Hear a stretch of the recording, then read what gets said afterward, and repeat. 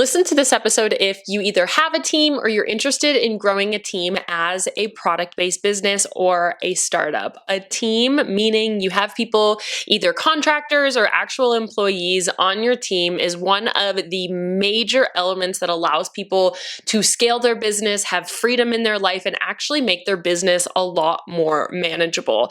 Today, it's one of the most common questions that I get. It's honestly one of the hardest things that a lot of people feel like they do in business is manage a team.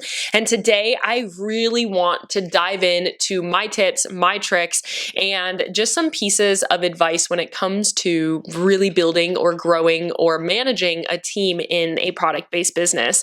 It's one of the hardest things, yet it's literally one of the best things that you can do for yourself and your business. If you feel burnt out, if you feel perpetually like you have so many things on your to-do list, if you always feel like there are so many things to get done and that your brain is going all over the place, as a business owner, that's going to be natural to some degree, but it doesn't have to be always. We are going to discuss today what it really is to build and manage a team and what that looks like.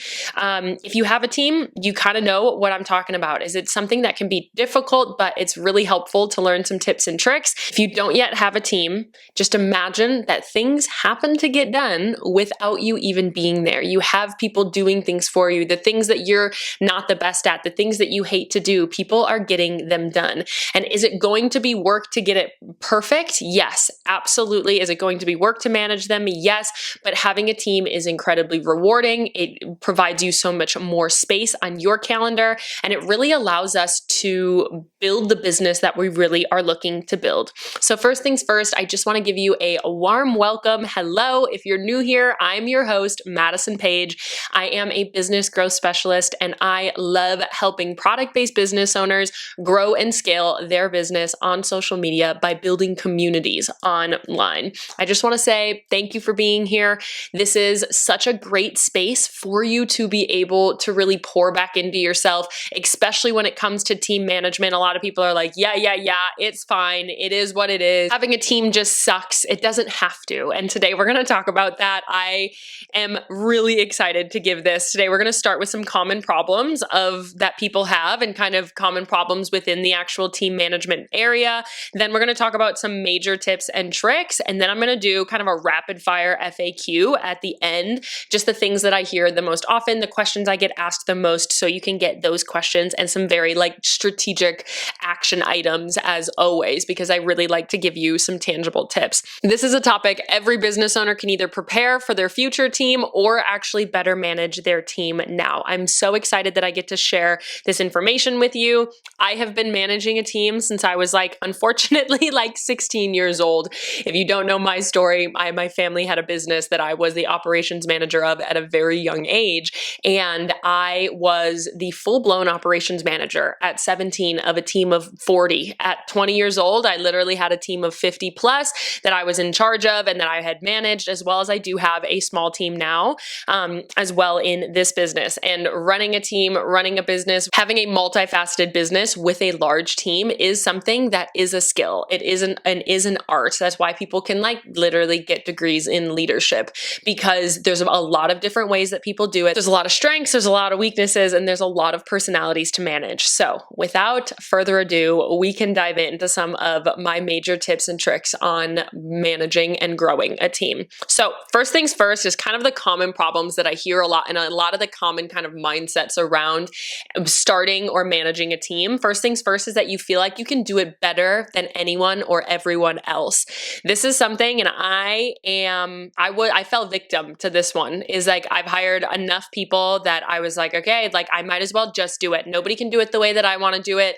A lot of entrepreneurs have this perfectionist mentality, and we've been doing it for so long ourselves that we want it to look like we have been creating it. We want it to be something that this looks exactly like what I would say, exactly what I would create. And a lot of times it's just not going to be that's not going to be the truth. And honestly, you don't want it to be. You want these people to come in, bring their skills, bring their interest. And of course, it needs to fit your vision. Of course, it needs to fit the strategy. It needs to fit the branding. But some of these people might be able to provide some insight in a lot of ways. And there are people, as entrepreneurs, we are kind of a jack of all trades, especially when you're growing. You're doing marketing, you're doing sales, you're doing product photos, you're doing so many things, answering emails, answering DMs, posting on your Instagram story, packaging, designing, doing so many things that when you start to outsource, it feels like losing control.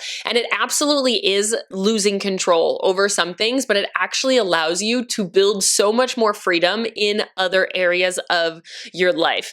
Right now, when you're a jack of all trades, what is that full phrase? It's like jack of all trades, master of none, which basically means that you're a generalist. When we are an entrepreneur and you're doing everything, you're a generalist in pretty much everything. And so if you hire somebody for a very specific task, like social media or emails or whatever it might be, they are a specialist in that trade, in that task, in those things, which means they are probably researching it all the time. They are staying up to date. They're so maybe it's in other people's businesses or in their current company that they work for. They are so in on that one topic that they are going to have so much knowledge in that one topic. And is it going to take you some time to find the right people? Yes, like 100%. You might hire some people that you don't love to start, and that's okay. You have to go through it. If you hear like big name people, I think Gary Vee is the one that says you need to learn how to hire fast and fire faster. We really have to be able to make some quick decisions here, and you're not going to absolutely jive with every single person. So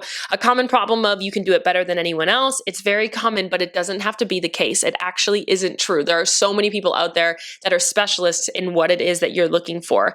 It takes too long to teach them, and you might as well just do it. This is something I hear all the time, is like, I can't hire somebody because the amount of time it would take me to actually teach them what I want them to do is going to be so long that I might as well just do it at that point. But what we have to think about is we are hiring for the long game. In your hiring process, part of your application should be, we want you here for a long time. We are hiring for somebody that wants this position for now and to grow with our business. And of course, some people are going to disregard that and apply anyway. However, you are hiring these people not just for 3 months, not just for 6 months. Hopefully, we're hiring them for the foreseeable future, which means that it might take you a couple of hours now and a couple of hours in the next 3 weeks and a couple more hours in the next 6 weeks to be able to get it perfect, to provide them feedback, to teach them how to do it, to create an SOP, to create a video walkthrough, and to show them, like, get them onboarded onto your team.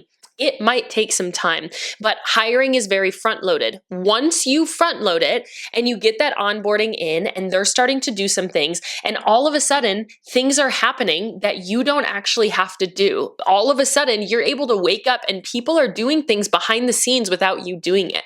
Take a second and think about how wonderful that is, that you now have that completely off of your plate. And whether that's in 6 weeks or 8 weeks or 12 weeks, that it's absolutely perfect and it's fully off of your plate, then it doesn't matter, because it's still something that you don't have to do. The ROI of those, let's say 5 hours that it takes, or 10 hours even, that it takes to get somebody onboarded and really on the same page as you, allows you to not have to do that task for now and into the future. And so it's kind of a tip and a strategy of hiring is you want to first hire the people and for the places that make the most sense consistently. Like, it is something that it is very time consuming on your schedule. It's something that doesn't require you, and it's something that you want to hire for now and into the future. It's not something that you just need to hire for the next 3 to 6 weeks. It's a long-term position. And so we have to look at that kind of like that ROI of what that time is all of the time that you are able to save after they are in in your team and really onboarded. The next one is that it's really hard to find people, is a common problem that I hear. I totally hear you here. It is hard to find really great people, like people that completely jive with you, that completely understand what you're trying to do, that are very skilled and are producing what you want them to produce. Something that we have to say here when it comes to being hard to find people is, what does your application actually look like? Where are you going to find these people? Are you just putting it out on your Instagram story and you're accepting the first person that comes through? Or are you actually running a full application process and you're doing interviews and you're talking to multiple people? Maybe you're posting on LinkedIn. Maybe you are going to Upwork and you're vetting some of these people and you're looking at them on Instagram. If you're finding it hard to find people, my number one question is how many interviews did you do? What did your interview process look like? How many people did you have apply for the position? And how did you go about hiring them? Because a major issue when it comes to finding the right people actually comes back to, what was the process like? A lot of hiring is going to be a mirror back on you. A lot of this conversation that we're going to have today, to be totally honest, is, okay, you're having this problem. How have you tried to solve it? Okay, these people aren't working for you. How much feedback have you provided them? If this person is not producing what you want them to produce, how many times have you communicated it in so many different ways? When it comes down to being hard to find good people, my major questions are, what are your interview process and what has the onboarding and the training process looked like? How many times have you provided them really solid feedback to kind of be able to move forward and to adjust and to align with your expectations more often? The next one is that you hire people, train them, and then they leave. This is one that is a bummer when this happens, is you hire people, you train them, and they leave, and all of a sudden you have to hire again. Now, first things first, as I've already said, we do want to make this a part of the hiring process, is like asking people in the interview. Like, we are really only hiring people that want to be with us for a few years. Obviously, some things change, but is that something that you are willing to say right now with certainty that if you were to move into this position, this is something that you would want to move into? Now, of course, things are going to come up in life that's not always going to be, you can have them sign a 2-year contract or something like that, but a lot of times when people leave, we have to kind of look at, if this is a recurring issue, why are people leaving? Is it that they're having a baby, or is it that they have like chosen a different job? If they are leaving to explore other career paths, maybe we need to make a change of who it is that we are hiring. We need to look at, are we hiring people that are like in between jobs and they just need a little extra cash? Or are we hiring like freelancers? Are we hiring people that do this for their living, is supporting other product-based business owners? And so this is something that we hear a lot, something that you really, again, kind of that mirror back onto yourself is, what are we doing in the onboarding process? What are we doing and why are they leaving? And how can we try to hire somebody different the next time? And last but not least, with some of these common problems that I hear, is managing the dynamics and needs between people, that it's actually really hard when you have 5 people, 3 people, 10 people, whatever it might be, to manage all of these different personalities and needs and things like that. Number one is that we have to take everybody at face value when it comes to business or when it comes to managing a team. People have different strengths, people have different weaknesses, everybody comes from a different background. It's really important to really understand these people. And I'm going to talk about this a little bit later, but I highly recommend having some of these people take personality tests, or every person that you have come in, really learn something about them from a personality standpoint. I really love the Enneagram. If you don't know this, I wrote my thesis in college, my business management thesis was all about how to manage a team with the Enneagram. And so I do this with my staff, and I did this at the other company that I ran, is we managed, I would have everybody take the Enneagram, and I had a notes app on my phone, all 50 of them, and I would look at what their Enneagram number is. If you don't know the Enneagram is basically a personality test that you get a number 1 through 9, and it tells you things about how you like to handle conflict, how you really respond as a person, and really just like major personality traits. What are your core messages? How do you like to handle conflict? How do you feel really appreciated, and all of that? And so when it came time to firing people, which I've had to do, I would go and I would look at their at their overall Enneagram. And I would say, okay, they're an 8. They're going to want it pretty straightforward. Okay, they're a 2. You're going to need to put a little bit of cushion on it. And I say that because I'm a 2, all right? But one thing when it comes to managing dynamics is really understanding your staff and really understanding that everybody is going to be a little bit different and kind of taking your employees at face value. You can't change them other than shape their work into being a little bit more of what you want. So we have to understand who they are, how they manage stress, how they feel appreciated, and really understand them one by one. I think it's really important to have relationships with different people on your staff, just so you really, especially if you're managing all of them, if you are more of like the admin and then you have almost like an operations manager and they manage most of the staff, it's important for the person that is in most direct communication to know them really well. And of course, if you are like the CEO role or kind of in that like admin business owner role and you're not in direct communication, I always am somebody that thinks it is really important to have to be connected with people. I really think it's really important to still know your staff and be an active participant in their career. However, the person that needs to know them really well is the one that is handling the appreciation and the confrontation and all of that. But I do think it's important for everybody to know. So those are some of the major problems. You can do it better than anyone else. It takes too long to reach them or to teach them. You might as well just do it on your own. It's hard to find the right people. You hire people, you train them, they leave, or maybe just managing dynamics and some needs between people. Now I'm going to talk about 4 of my major tips. And some of these you're going to be like, yeah, Maddie, duh. Some of them are going to be so incredibly simple. But one thing about business and one thing about managing a team is it doesn't have to be overly complicated. We just have to reframe our mindset every once in a while on something that makes sense. Like reframing that mindset and kind of just, I want to provide that perspective in a different area. And maybe I can provide some tangible tips and strategic kind of things that you can implement throughout. So first things first is your team is only as good as your leadership. Anytime I have a problem with my team, anytime I have a problem with that's a recurring pattern, or I have a problem that is not happening, it's my fault. Like again, running a business is a mirror. Your team is a mirror back on you. If you think of that, it's like all of your teammates are in that mirror and they're looking back on you anytime that there's anything wrong. So if something breaks down, it's on you. If your staff is over and over and over again not understanding something, it's on you. It's on you to do the training, the feedback, the communication with everybody. And it's not on you to do the execution and to make sure the execution is perfect. You should be able to depend on your staff on the execution side. But when it comes to managing the team, if there is a like disgruntled something or other, if the morale is down, those are things that we have to look at and say, what am I failing as a leader?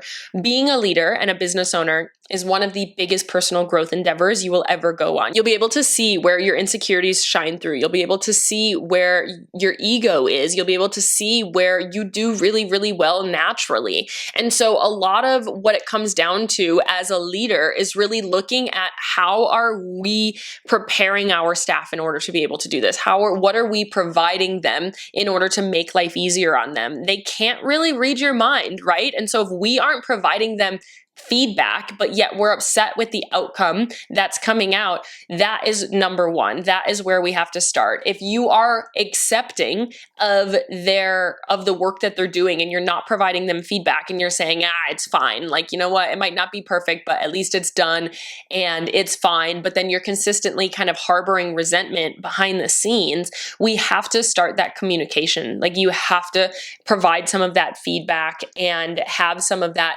more training or just frame it in a different way. A lot of times when we are upset or we are feeling like something isn't being done, it's because they aren't fully getting it, or they might not even know that we're feeling the way that we are. Maybe they're using the wrong font. Maybe they are like their graphics are not really doing it for you. If they don't know that, how are they supposed to be able to change it? And then you're behind the scenes kind of harbor that resentment. And then it gets to the point where you're like, you know what? I'm done. And I'm just going to hire somebody that gets it from the very start. And there's going to be some people that do just get it, that you just jive really well with. They come in, they get your brand guide, and they totally understand what it is that you're doing. However, That's not going to be everybody. And again, everybody's a little different. Everybody has a different personality type. Everybody has a different level of experience. Everybody understands your business and your industry a little differently. And so we have to be able to adapt the way and provide as many different options for teaching them and giving them feedback as possible. The next one is similar to dating, similar to being married or being in any relationship. Your communication is everything. Not only you to them, but them to you. You would be so surprised if you just asked your staff, like, hey, how do you feel about this? Or like, hey, what's your least favorite part of your job right now? Hey, what is a task that you are doing that feels like absolutely so incredibly pointless, like so mindless, so pointless that you're like, why am I even doing that? Because they might not automatically complain about something. They might not say like, holy cow, why is this bad? And I had this happen with somebody that helps me with my podcast last week. Is she was like, hey, Maddie, this software, she just took on a more role within that. She was like, Maddie, this software that you have is like terrible to use. I just want to say that. Like the videos are awful that it spits out. Can we change it to this other software? I was like, oh my gosh, I had no idea that it was that bad. Yeah, absolutely. Let's test this other software. And we were playing in that software in the last like 7 to 10 days. And it's incredible. It has way more features than the other software. And if she didn't feel comfortable coming to me and saying, wow, this software sucks, I would have no idea because I am not doing the tasks that she is doing within her business. And if we didn't have that relationship where she felt like she could share that with me and I would be open to all feedback, then she might not have said that. And we would continue, it's going to waste time, which wastes money within the business, as well as I don't want my staff to have to do things that suck. Like if there's other softwares out there, especially with AI, there's so many new softwares popping up. You should be able to find one that works really well for what you want. We need to communicate their expectations. Yes, we need to communicate their roles and their tasks and all of that, but we also need to communicate with them because they are running a part of your business. And so we want to be able to have this open communication. It's just like with your partner. If you were doing something that you probably didn't even know you were doing and they never said anything about that it was bothering you or that they didn't like, and then all of a sudden, like you figure it out, wouldn't you be like, wait, why haven't you told me? Why hasn't this been a conversation? It's the same thing with your staff. We need to create a relationship of open communication. When people come in, I immediately say, I am incredibly flexible. I am very open to feedback. And if you ever have anything that you want to say, I want to hear it from you. Like this is not something that I might be type A, and I totally am. And so I might immediately be like, wait, why is that bad? However, I will go back and look at it and see. I am a perfectionist. I am type A. I like to have control over the things that I'm doing. However, if it's going to make their life easier, if it's going to actually produce better, if it's actually going to work or it's going to take them less time, why wouldn't you want to be open to it? Why wouldn't you want to hear that?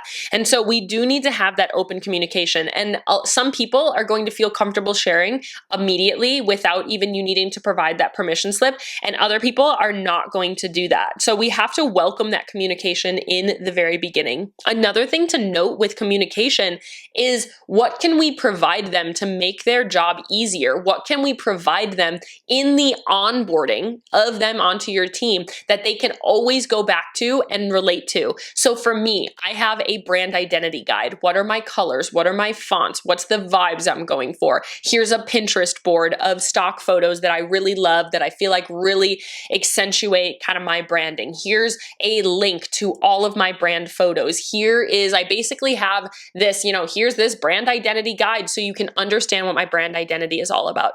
I then have a brand voice guide because something that I found is that nobody could really replicate the voice that I wanted them to have. It just didn't sound, I wanted it to sound like me when they're creating content. However, it just never sounded like me. So what I did, instead of being frustrated behind the scenes that people aren't creating content that sounds like me and like I want them to sound, I created a brand voice guide that says, this is how I like to accentuate words. This is how I like to enunciate different things within captions or on my videos or in my podcast descriptions. This is how I do it. And these are common words that I use. These are common emojis that I use. And I communicate this from the very beginning. So then I can say, hey, go back to that brand voice guide and can you look at that just another time and let me know what your questions are. And hey, that's something that they can then go back and look at. It's allowing wanting them to have communication up front. Now, again, you might be rolling your eyes and saying, Maddie, that sounds great. I don't have time to make something like that.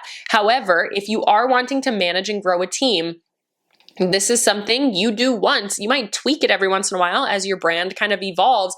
However, you do it once and then you can constantly use it. Anytime you hire anybody to do your website, to do copy, to do anything, graphic design, whatever it is, and they say, hey, can you provide me brand details? You now have it done. I haven't touched my brand identity guide in 18 months at least. I might go and I might look at it and just see what it looks like and all of that. However, like it's done. It's out there. And so now anytime I bring anybody on in any capacity, whether it's a specialist or just somebody I want them to get to know my brand, I'll send that over to them. And I'm like, here you go. Like, get a good idea of what my mission is, what my values are, what my brand stands for, as well as the visuals behind your brand.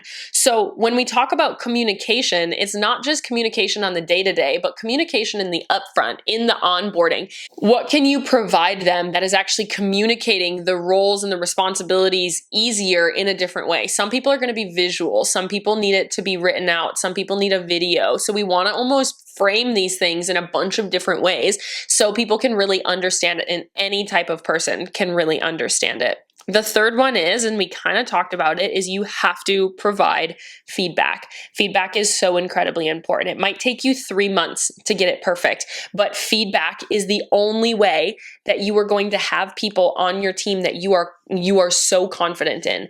Nobody got to have a perfect team and to have a team that they are so excited about without saying, hey, can we do it this way instead? Hey, I really love it when it looks like this. Like, hey, I know this is the teeniest of tiniest details, but for whatever reason, this kind of bothers me. The more open you can be with the feedback that you provide them, the quicker that they're actually going to get to that point that you feel so confident in them doing whatever it is they need to do. And the more confident that you can get your staff to be, the better that it's actually going to work for you. So it's worth it for you to put more time in the beginning and provide closer feedback and open communication from the very beginning than trying to be upset about it and harbor resentment, get them in like a routine of doing it the way that they're doing it, and then try to go back and change it. Provide that feedback, have an open stream of communication, have a consistent meeting with them. That was a mistake that I made for a long time, is I was like, oh, they're fine. We can text back and forth, or we can Slack back and forth, and they don't really need to talk to me. We don't need to have meetings. Like, they're just running the podcast stuff. However, a big piece of it actually is that having routine meetings allows for that, to provide that space to give feedback, allows for that space for them to say, hey, this doesn't make sense, allows for them to say, like, can we try it this way instead? I really like to ask my staff, is there anything that's like bothering you? Is there anything that is not very fun for you? That's one of my favorite questions to ask, because people are going to be happier when they're having more fun doing their job. And so we have to be able to have that open communication. Some things that I like to ask: have you given them proper feedback? Have you given them examples of what you really want them to do in a bunch of different ways? Because you can tell somebody that needs a video that, write it all out, and you could have a template of what that caption is supposed to look like, and they might not get it, but they could get an example, and they could have a bunch of examples, and all of a sudden it clicks. Things click for different people in different ways, so you might have to provide it in a bunch of different ways in order to get them to see it. And then last but not least, have you explained it in more ways than one, which is what I was just saying. Have you explained it so it allows for comprehension in different ways? Last but not least, and then we'll dive into some rapid fire questions. Last but not least is give tasks for their skills and interests, but hire for personality. And so what I mean here is, there's a big question, is like, do we hire for skills and interests, or do we hire for personality? And honestly, my answer is both. You should be able to conduct at least enough of an interview to hire somebody that connects deeply with you and that you feel like you jive and you have the same values. For me, when I hire for personality, I'm hiring for values. I'm hiring for, we will work together well as a person. Like, do I want to go and sit at dinner with this person? Yes or no? Do we have at least the same values at a certain point? But we also want to hire for the skills and the interests that this person has. Like I said before a little while ago, is people do better work when they're doing things that they really, really love. So at the company that I ran before I had this business, I would always ask them, like, what activity do you like? I ran an adventure resort. We had a bunch of different activities. So I would say, what activity do you like the best? So when I do the schedule, when I schedule everybody into all of these trips, I can be putting people in a place they're going to be happiest. Because if they hate doing like zip line trips and I'm putting them on zip line trips all day, every day, the morale is going to be down. So for you, if you ask them, what parts of this business are you excited about? What parts of this business would you love to do instead of what you're doing right now? What parts of this business do you hate and you don't want to do anymore? That is opening that door, A, to feedback, B, to better the process. Because if they hate a process, why don't we try to fix it? How can we make it more fun? Is there something better for us out there? Or is it something you just don't have the interest in? And so, yes, we want to hire for their skills and abilities. We want to hire for the things that they're really good at. People that are good at marketing might not be good at like data entry. That's a creative versus like a strategic task. Those are two things that people might not be good at. So just because you have somebody on your team doesn't mean that they are the perfect person to do the new tasks that you want to outsource. So we want to hire in tasks that fit for their responsibility. I would rather have a couple people working multiple different roles that are super fit for their personality and their skills and what they really love to do than have one person trying to do it all and doing like 30% of things that they actually enjoy. I like to have really specific conversations with them on what are these parts of their business that they're really excited about. People do better when they're doing things they like, so we might as well utilize that. When we're looking at hiring for your weaknesses. And so we want to hire people that have differences of opinions than you. We want to hire people that have different skill sets than you, because you are now creating your team. You're creating your village that if something goes wrong, you have somebody that's really great at tech. If you need something designed, you have somebody that's good at design, or whatever your weaknesses might be. How can we hire for your biggest weaknesses? That is one of my biggest tips, to know kind of when to start hiring. But when we're talking about hiring for skills and interests and personality, it's good to hire people that have the same values as you. But you can have the same values and have differences of opinions in different places. They can have diversity in beliefs and execution. So you can kind of talk to a bunch of different people. You can get perspectives of a lot of different people. Having a team that does have differences of opinions is actually a good thing sometimes, right? You want to be able to, because your audience probably has differences of opinions as well, we need to be able to have a team that has enough differences of opinions that they're going to pick up on if something isn't working, or if we should try something in a different way. Have you ever seen a marketing campaign that is like, how the heck did this get past everybody on the team? How the heck did nobody say that this was bad? How the heck did this didn't land with people? How did this pass through all of the people that had to check it off? Yeah, this is a great idea. A lot of times that happens because you have too many people that are in the same, it's called groupthink. You're spending so much time together that you all of a sudden all have the same thoughts, all have the same opinions, and there's nobody in there with a difference of opinion to say, wait, has anybody thought of it this way? Like, this is really bad. And that's why a lot of these businesses come out with something, they get a lot of backlash, because this was actually something that was just missed in the actual analysis process. And so we want to hire for personality with shared values and hire for their skills and their interest, but we want to make sure that it's filling your weaknesses as well as providing kind of balance and harmony and a little bit of diversity to your overall team, so you can really represent your audience and make sure that you guys are able to really identify the different people that are there. So kind of going to some rapid fire questions. How do I know when to start hiring? In my mind, when you know you need to start hiring is if you increased your sales at all, you would be burnt out, having to work a ton more hours, or not able to keep up with production. I think that's a major piece, is if you know that things are consistent, you know that you are able to make a certain amount of sales. However, if those sales drastically increased, you would be, and let's say a 30% increase or a 50% increase, or you had a pretty major increase, that you would be you would be over consumed. You wouldn't be able to keep up with it. It might be a good time to start hiring. If you have found a major weakness that you either A, don't have the time, or B, don't have the desire to learn how to fill that gap, then it's a good time to hire for that position. I think a lot of times people's first hire is social media. It might be an accountant. It might be that numbers person, or it really is like a strategic advisor. So it really depends on you as the business owner. Like for me, I'm a strategy person, somebody that I would hire.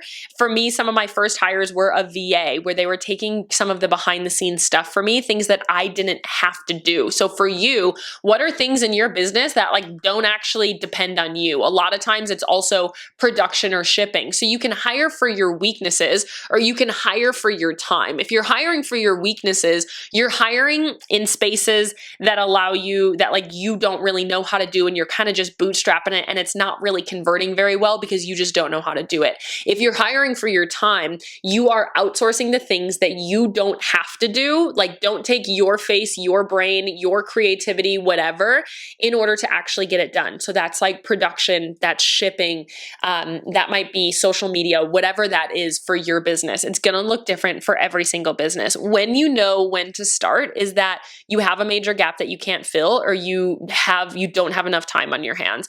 When I have clients come to me and they're like, Maddie, I'm running myself ragged. I'm working 80+ hour weeks, like insane amounts of hours. I need something else.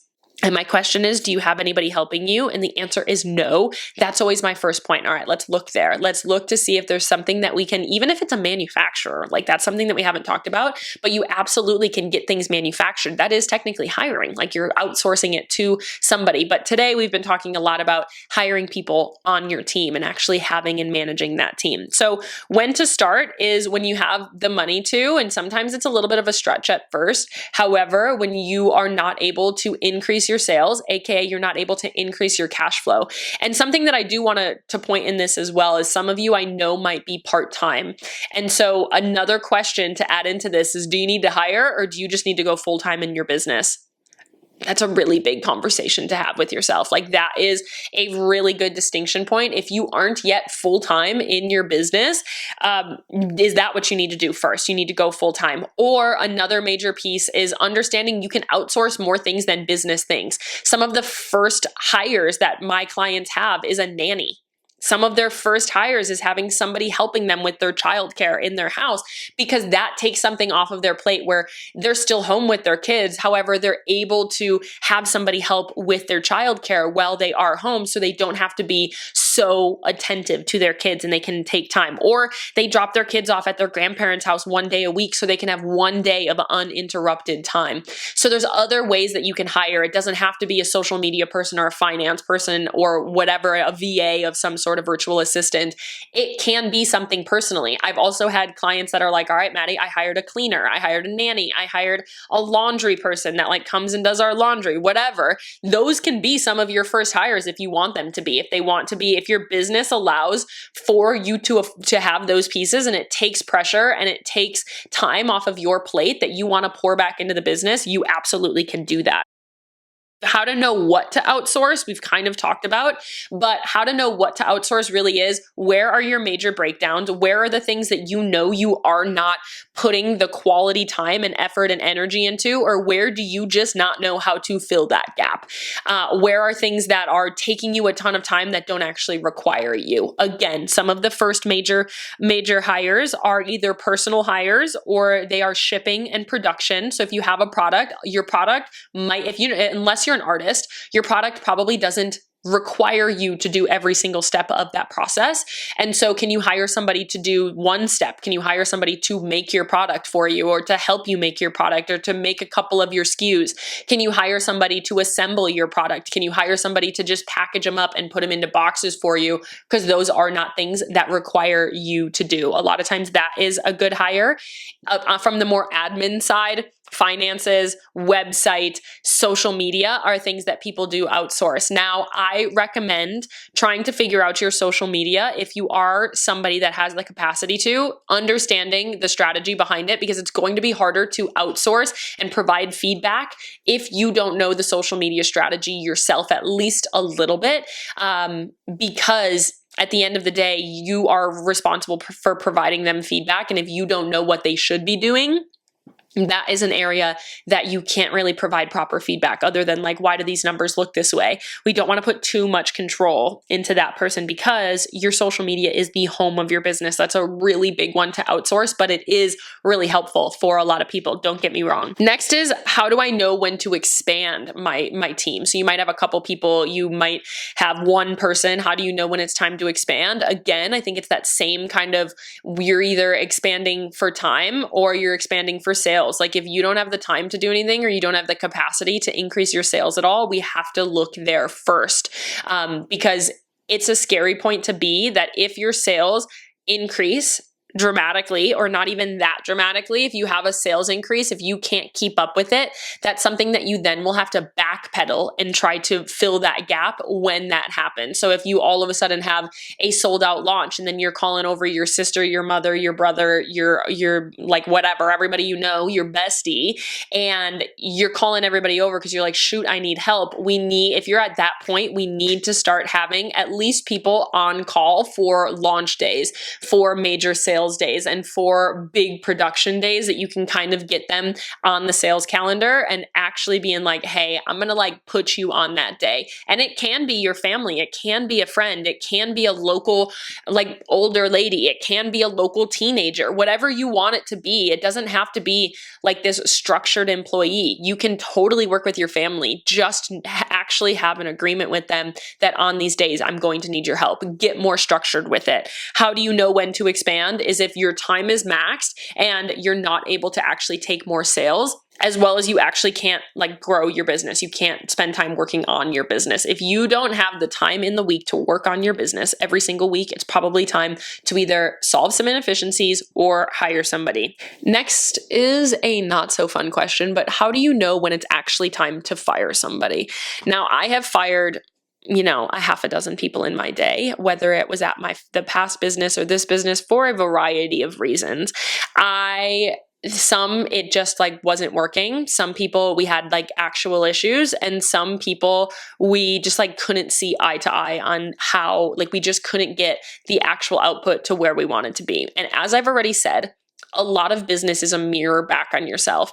However, we do have to understand that even though these are people on the other side, this is something that we need done. And so if you can confidently say you have provided them feedback multiple times and it's just not getting there, you have communicated with them properly and actually talked through some of these problems that you're feeling and it's just not getting to where you want it to go, if you have communicated their requirements, their responsibilities, their deadlines, and they're consistently late and you're saying, hey, why are we late?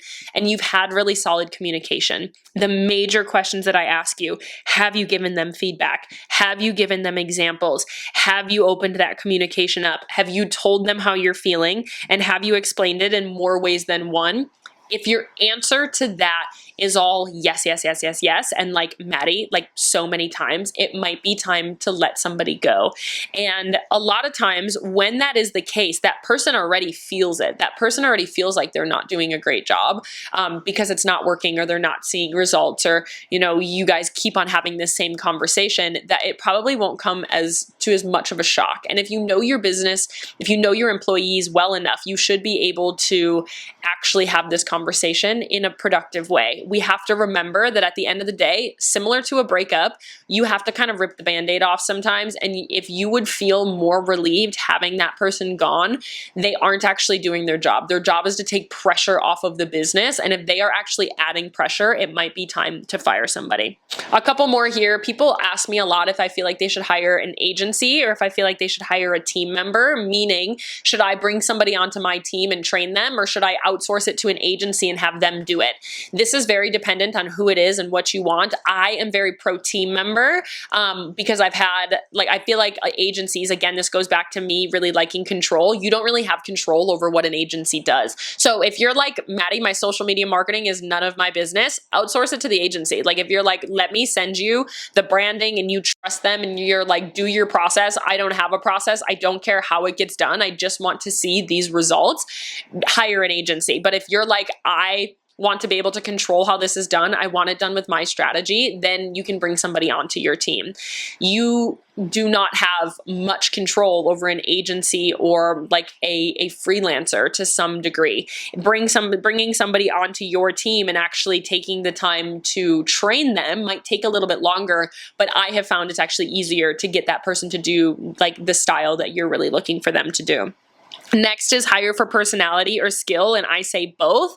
We do obviously, like I've said already, we do want them to connect to you and your values personally, but they do need to have some skill. I do think there's something to say about people not needing 5 years of experience. I think some people are innately really good at social media. Gen Z is really good at social media because they've spent so much time on social media. You might be able to morph them with some of the marketing strategy, and like if they have a really fun personality and you feel like they jive really well, you might be able to provide them some of that skill, especially if you are a service provider like me. I teach some people some of my strategies so they can then go out and do it. However, if you're a product-based business, you have to kind of decide here. Do you want to hire a specialist, or do you want to hire somebody that you really feel like is a really great person and that you feel like you can move up into it? I think try to do a little bit of both. We want them to have some interest and some past experience in that area and have some really great personality. Last but not least, tip to manage different personality types. This is where I want to talk about the Enneagram. One of my biggest tips is to have people take some personality test. Pick whatever one you want, whether it's the Myers-Briggs or human design or whatever. The Enneagram is the one that I have chosen. It's like an 80-question quiz, and it's one that I have studied. I am a 3-wing 2 to like a fault, if you know anything about the Enneagram. So that's the achiever and the helper, meaning I have lots of drive, lots of ambitions, lots of goals, but I also I'm a little bit of a people pleaser. I also like to help people, and I will overextend myself a lot. And so knowing that, if people knew that, they would know how to handle confrontation with me. They would know how I feel love. It's kind of similar to the love languages in that way, but in a much greater sense where you know people's internal monologues. So just to get like deep with it, my internal monologue as a 3 is that I am only lovable if I am achieving. And my inner monologue as a 2, a wing 2, is I'm only lovable if I'm helping, meaning, AKA, I have my business where I achieve and I help all day long. And so those are the pieces that really matter to me. And so when people know that, they're able to better react to the way what I'm doing and the ins and outs of my personality. Similar to your team, if you know what their inner monologues are, you can shape your conversation. If you know what it is, who they are as a person and how they really feel, have them tell you like, yeah, this is my wing and this is my like main number and this is how I feel. Like, does this feel right for you? And they say yes. Then it kind of just allows you to really understand them. Now it's funny because again, I wrote my thesis on this in college, and the number one rule to Enneagrams is do not adjust how you treat people based on their Enneagram, which is laughable because I do it all the time. I'm like meeting somebody and I'm like, you're an Enneagram 4 for sure. Like, absolutely. And like, I met my fiance and he was an 8, like literally within like a second. I was like, okay, like you're an 8. I see your passion and your like assertiveness from day one. It was very evident. It was like he worked at my family's business and I was his boss. And so he moved in and I was like, oh yeah, like you are assertive. He had so many questions. He wanted to know details, and I knew he was an 8 before he even took the test. And so this isn't how you're supposed to use it, but I think it's actually a very helpful tool. So take it or leave it, but try it. I think it's really great. And again, we have to take them for who they are. We have to like love them for who they are, understand that they have downfalls, understand that they have things, they have insecurities, they have strengths, they have weaknesses, and we have to really see them where they are and understand we're not able to change them. We can just help them see our space. I see what we want them to do better. And if ultimately it doesn't work, we can fire them. We're not stuck with them. This is a lot of information about a team, and there's a lot of different conversation we can have here. I could dive in. I could talk about this for hours. If this is a conversation that you really like, I love to hear from you about what episodes are really resonating with you, just so I know what topics to create more all about. If you have any questions on team, I'm happy to answer them. I have 15-minute calls that are constantly open for you to book if you want to book book those, just DM me on Instagram and say coffee chat. You can DM me at This Is Madison page and say coffee chat. Would love to send you the link to book there. I hope you feel supported by this. I hope you feel like you have a lot of ideas and you've kind of opened your mind here. Like, I hope this was insightful for you. You may be kind of spinning with some new ideas. Take some time to process like what we kind of just said. These are some really big topics. And if you do have a staff, I want you to really think about your staff members and say, how do I feel about this? What is my feedback level? I want you to write and kind of like reflect on where could I improve? Do you have consistent calls? Do you have open communication? Have you even asked them how they like their job recently?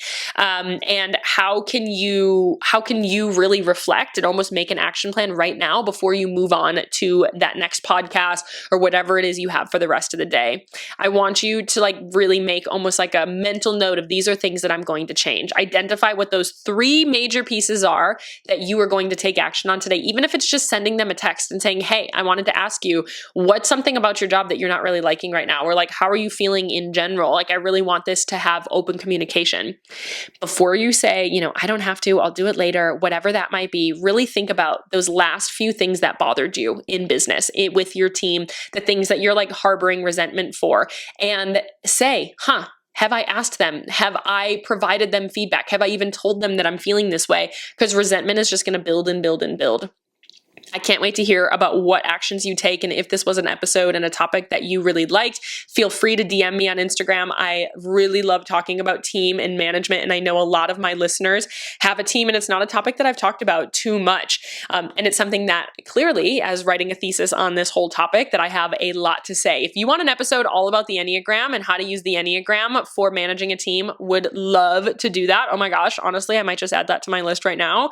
But if you have any specific team questions, you have me, feel free to DM me that coffee chat word, and I will send you a link to have a 15-minute completely free phone call with me where we can really just chat and see where you're at in your business and answer some questions there. I hope that this was helpful for you. You're feeling overly supported. I love you. I'm rooting for you. I'm in your corner always. Make sure that you're subscribed to the podcast. We put out new episodes every Tuesday and Friday, and I will see you in the next episode.